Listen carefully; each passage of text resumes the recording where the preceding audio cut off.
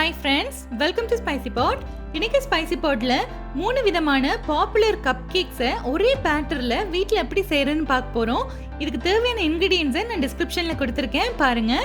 இப்போ வாங்க, fruit and nut, chocolate chip, அப்புறம் ரெட் வெல்வெட் கப் கேக்னு ரொம்ப ஃபேமஸான இந்த கப் கேக்ஸை வீட்டில் ஒரே பேட்டரில் செஞ்சு எப்படி அசத்துறதுன்னு இந்த வீடியோக்குள்ளே போய் பார்த்துடலாம். இப்போ ஃபர்ஸ்ட் நம்ம மெஷர்மெண்ட் எடுக்கிறது எல்லாத்தையும் பார்த்துடலாம்.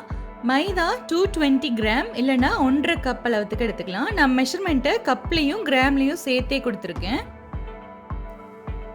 அடுத்து கார்ன்ஃப்ளவர் 30 கிராம் இல்லைனா 4 டேபிள் ஸ்பூன் எடுத்துக்கலாம்.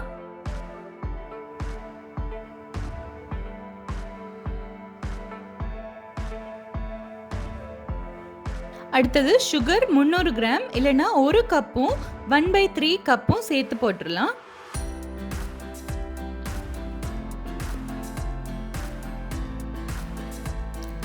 அடுத்தது அதிகம் புளிக்காத கொஞ்சம் கெட்டியான தயிர் 130 கிராம் இல்லைன்னா 1/2 கப் எடுத்துடலாம். அடுத்தது எண்ணெய் 1/2 கப் இல்லைன்னா 100 கிராம் மெஷர் பண்ணிடலாம். உங்ககிட்ட ஸ்கேல் இருந்துச்சுன்னா கிராம் மெஷர்மெண்ட்டே யூஸ் பண்ணிக்கோங்க. ஸ்கேல் இல்லாதவங்களுக்கு நான் கப் மெஷர்மெண்ட் சொல்லியிருக்கேன். இப்போ அடுத்து நம்ம எல்லா இன்க்ரீடியன்ஸையும் மிக்ஸ் பண்ண போகிறோம். முதல்ல 4 முட்டையை இந்த மாதிரி உடைச்சு விட்டுடலாம்.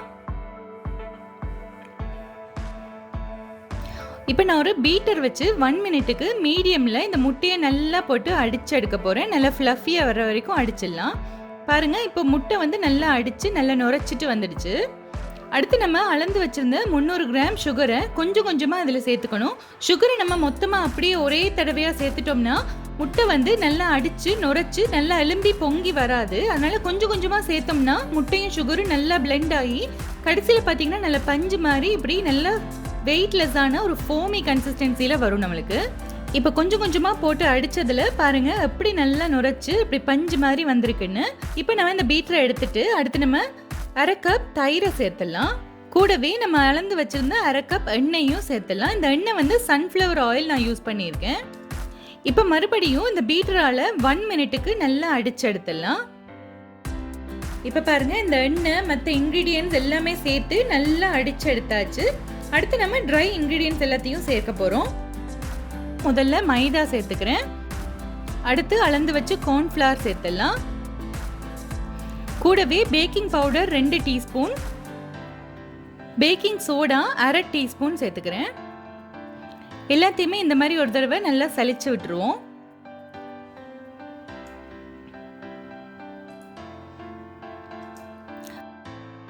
அடுத்ததுல வெனிலா எசன்ஸ் 3 டீஸ்பூன் அளவுக்கு விட்டுடலாம். இப்போ இதை நம்ம மெதுவாக கட் அண்ட் ஃபோல்ட் மெத்தட்னு சொல்லுவாங்க. அந்த மாதிரி நம்ம மெதுவாக அப்படி ஒரு தடவை கட் பண்ணி இப்படி சுற்றி எடுத்துகிட்டு மறுபடியும் இந்த மாதிரி மிக்ஸ் பண்ணிடலாம். இந்த ஸ்டேஜில் நம்ம பீட்டர் போட்டு அடிக்கக்கூடாது. இந்த மாதிரி கையாலேயே மெதுவாக ஒரு ஸ்பேட்டுலா வச்சு மிக்ஸ் பண்ணி விட்டுடலாம். இப்போ இந்த பேட்டரை நான் 3ஆக பிரித்து எடுத்துக்க போகிறேன்.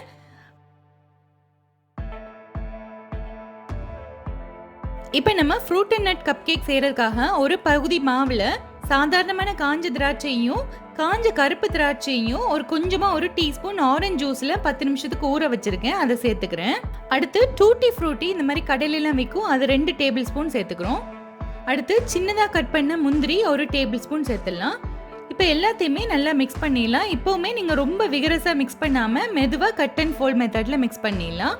பாருங்கள், இப்போ fruit and nut batter ready ஆகிடுச்சு. அடுத்து சாக்லேட் சிப் கப் கேக் செய்ய போகிறோம்.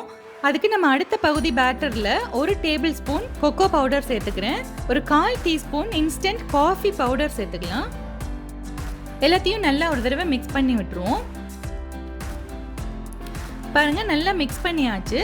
அடுத்ததுல நான் சாக்லேட் சிப்ஸ் இந்த மாதிரி குட்டி குட்டியாக கடையில் விற்கும், அதில் 2 டேபிள் ஸ்பூன் சேர்த்துக்கிறேன். அதையும் நல்லா மிக்ஸ் பண்ணிடலாம். இப்போ பாருங்கள், சாக்லேட் சிப் கப் கேக்கோட பேட்டரும் ரெடி ஆயிடுச்சு. அடுத்து ரெட் வெல்வெட் கப் கேக் செய்ய போகிறோம். அதுக்கு நான் கொக்கோ பவுடர் 1/2 டீஸ்பூன் சேர்த்துக்கிறேன். கூடவே ராஸ்பெரி ரெட் ஃபுட் கலர் இருக்கும், அதில் 1/4 டீஸ்பூன் அளவுக்கு சேர்த்துக்கலாம். இப்போ எல்லாத்தையும் சேர்த்து நல்லா மிக்ஸ் பண்ணி விட்டுடலாம். பாருங்கள், ரெட் வெல்வெட் கப் கேக்கோட பேட்டரும் ரெடி ஆயிடுச்சு. இப்போ நம்ம அவனை 160 டிகிரியில் வச்சு ஒரு 10 நிமிஷத்துக்கு ப்ரீ ஹீட் பண்ண வச்சுட்டு இந்த பேட்டர் எல்லாத்தையுமே கப் கேக் லைனரில் ஃபில் பண்ண போகிறோம். இதில் ஃபர்ஸ்ட் இப்போ fruit and nut cup cake batter எடுத்து கொஞ்சமாக 3/4 கப் அளவுக்கு ஃபில் பண்ணிடுறேன். அடுத்து chocolate chip cup cake batter எடுத்து அடுத்த 4 கப்பில் இந்த மாதிரி 3/4 கப் அளவுக்கு வர்ற வரைக்கும் ஃபில் பண்ணிடலாம். அதே மாதிரி ரெட் வெல்வெட் கப் கேக் பேட்டரையும் ஃபில் பண்ணி விட்டுறோம். அவ்வளோதான். இப்போ பாருங்கள், நம்மளோடது எல்லாமே இந்த மாதிரி ரெடி ஆயிடுச்சு. இப்போ 10 நிமிஷமாக ப்ரீஹீட் பண்ண இந்த அவனில் நம்ம இந்த ட்ரேயை உள்ளே வச்சிடலாம். அவ்வளோதான். இப்போ வந்து 180 டிகிரியில் வச்சு 25 நிமிஷத்துக்கு இதை பேக் பண்ணி எடுத்துடலாம். ஒரு அவனை பொறுத்து நம்மளோட பேக்கிங் டைம் மாறும். அதனால நீங்கள் அதை கொஞ்சம் பார்த்துக்கோங்க. சரியாக வேகலைன்னா இன்னொரு 5 நிமிஷத்துக்கு வச்சு எடுக்கலாம். இப்போ வந்து டைம் ஆயிடுச்சு, வெளியில் எடுக்கலாம். 25 மினிட்ஸ் கழித்து வெளியில் எடுத்துடுவோம்.